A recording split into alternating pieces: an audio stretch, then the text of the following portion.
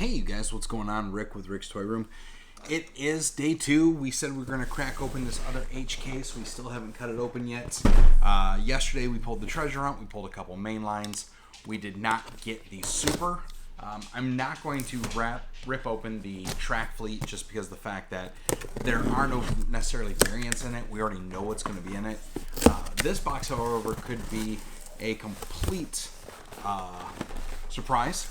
So we will start with the top. We know that the Super Hunt is on the bottom, and I'm going to go ahead and right now and just tell you the treasure hunt was right on top. There it is. There's another Chill Mill, so we'll put that aside. The Amaru, the purple and orange Monster High, the Bentley Continental, the Minecraft, and the Buns of Steel. So we've got those. We're going to put those aside for a second. We'll put those back in the box once we're done. I'm going to put the treasure hunt to the side. We know we take those.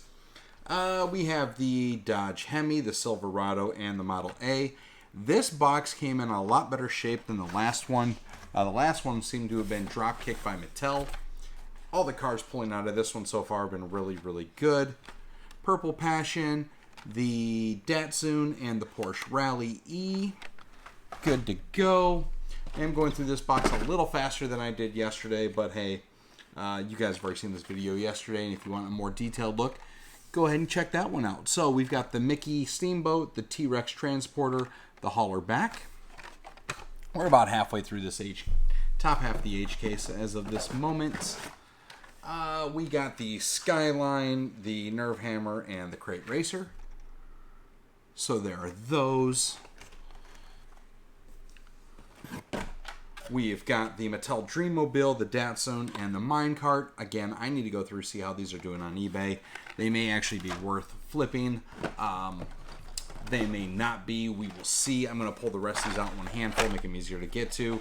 Again, we got another cone shaker. I think at this point I'm at like 6 or 7 of those. So I'm going to leave that one in the box. The Dragon Wagon and the BMW. The Beamer's actually not bad. I like that black and gold color. All right. Then we have the Batman and Robin Batmobile, the El Viento, and the Austin minivan. Got your little European flag up in there. Okay. Then we have the little red Dodge Express, the Decidedly Go, and the Draftinator. So there's our Magic 8-Ball car, Draftinator, and the Dodge. All right, the last 6 for the top half: the Nerve Hammer, the Mercury Cyclone, a Dodge Viper, which I still like that Viper. It's always been one of my favorite cars. The Bel Air, the Supercharged, and the Honda Cafe. All right, now for the money. Let's see if this super is down here. I don't remember when I pulled this apart yesterday which area the super sits in. I'm going to try not to look.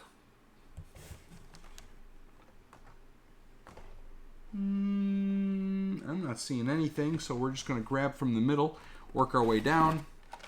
All right.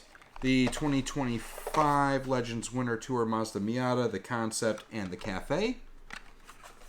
Again, another banged up car coming out of the factory. The Cupra Racer, the Purple Passion, and the Concept.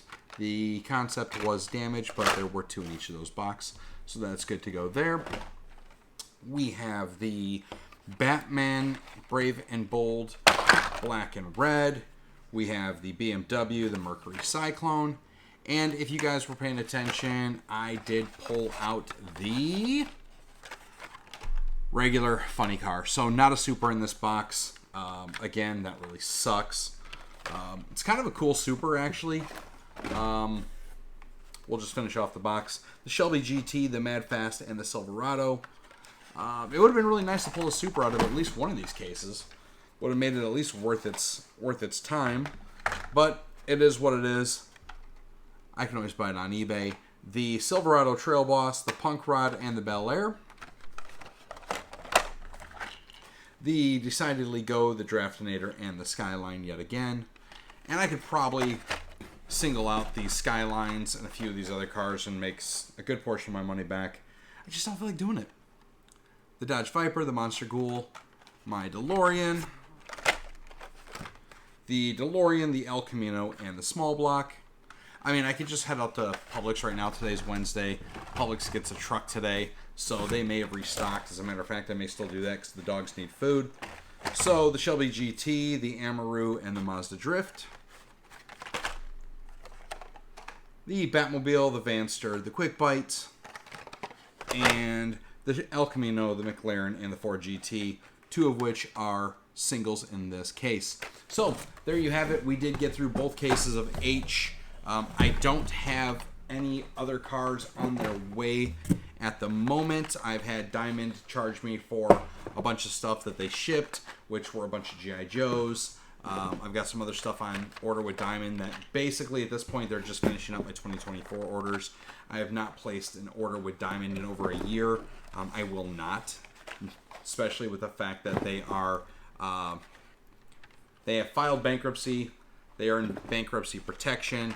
They've just sold off the European arm of their comic business.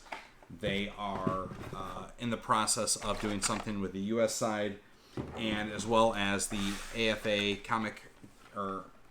AFA Action Figure Authority grading portion of their business is currently, they say that it's perfectly fine. It's not part of the bankruptcy, but that's kind of bullshit because, it is part of their business. So there's no reason why it would not be part of the bankruptcy.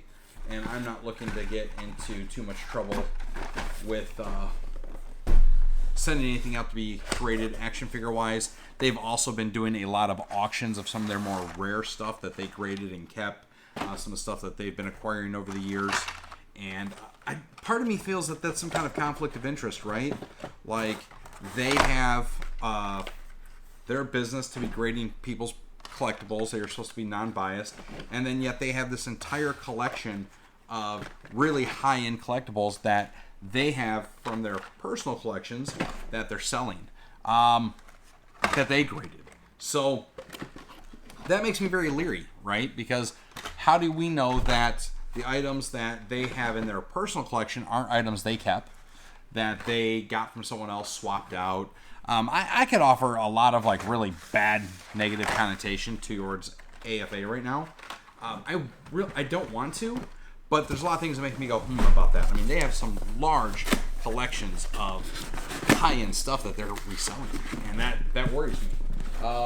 Though, same token, I did see there's a comic and toy collector store down in Texas that has had multiple AFA graded flags and terradromes and all kinds of stuff. So it's possible. Anything's possible, but I'm personally going to stay away from it for a while until some of this dust settles with the bankruptcy and see if someone buys out AFA. If they do, then maybe I'll get back into grading some of the G.I. Joes that I have. But short video. I'm going to run to Publix because now I'm bummed that I didn't find a super treasure hunt, though Brandon works at this one and I wouldn't be shocked if he yanks it. So we'll see what's up. I'm going to run over there. I got to get dog food. And I got to get some stuff printed to get the roof done. So I'm going to cut it short. As always, thanks for coming by to see if we got the super. We did not. We hit another of the Chill Mill treasure hunts. But, at least a hunt. It's not a dud case. I'll take it as a win.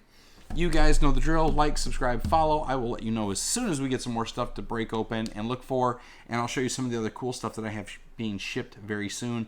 I've got some really cool vintage, I shouldn't say vintage, but some action figures based on a vintage video game coming in. I've got some other cool micro play sets coming in that I want to show off once they get here. So we'll see how that goes with Entertainment Earth, and then we'll keep you updated. All right, guys. Later.